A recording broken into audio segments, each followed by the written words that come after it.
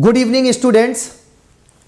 आज मैं रामायण की एक छोटी सी कहानी या मैं कहूं रामायण के एक सबसे महान पात्र प्रभु श्री राम को लेके एक उनके जो चरित्र का जो वर्णन है उनसे क्या हम सीख सकते हैं मैं आप लोगों को जरूर बताना चाहूंगा।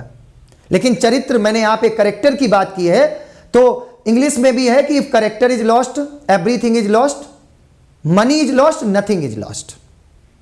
और संस्कृत में भी है व्रतम यत्नेन संरक्षेत वित्त मायाति यातिचा अछीड़ो वित्तता छीड़ो व्रतस्तु हतो हता। हमें अपने चरित्र की यत्न पूर्वक रक्षा करनी चाहिए। धन के नष्ट होने पर कुछ भी नष्ट नहीं होता है, लेकिन चरित्र के नष्ट होने पर सब कुछ नष्ट हो जाता है। प्यारे साथियों, मेरे प्रिय बच्चों, अगर हमें सीखना हो तो हम भगवत गीता से भी सीख सकते हैं, हम रामायण से भी सीख सकते हैं, सब कुछ इसी में लिखा हुआ है। हम राम राज्य की कल्पना आज भी क्यों करते हैं? क्योंकि राम एक व्यक्तित्व नहीं, एक विचार है, एक वो विचार जिसको हर कोई अपनाना चाहता है। प्रभु श्री राम के अंदर वो सारी क्वालिटी विद्यमान थी। आप देखिए, एक व्यक्ति जिसको सुबह राज्य मिलने वाला था, उसको रात में यह पता चलता है, लेकिन जैसे ही वो सुबह उठता है तो उसको जानकारी मिलती है कि आपको वनवास जाना है। बिल्कुल भी गुस्सा नहीं होता है।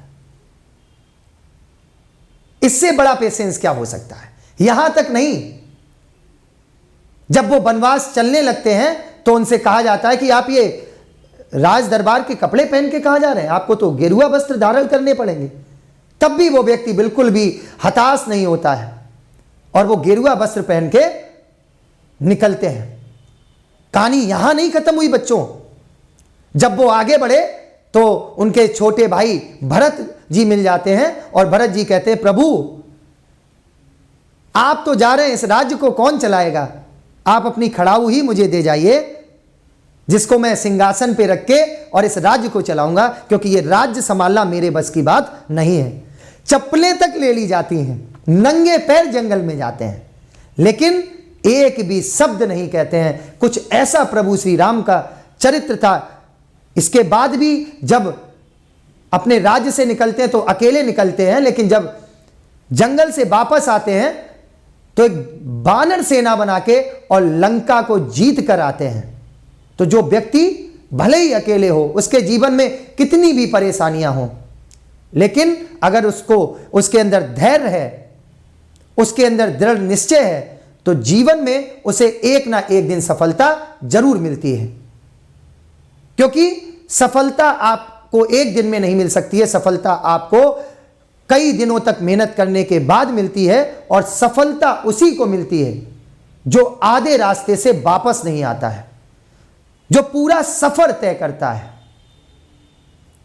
सफर में मुश्किलें चाहे कितने भी आए, लेकिन वो सिर्फ बढ़ता है, वो सिर्फ लड़ता है, वो झगड़ता है, लेकिन अपनी मंजिल पर पहुंचने तक वो सिर्फ और सिर्फ आगे बढ़ता है, पीछे मुड़कर नहीं देखता है।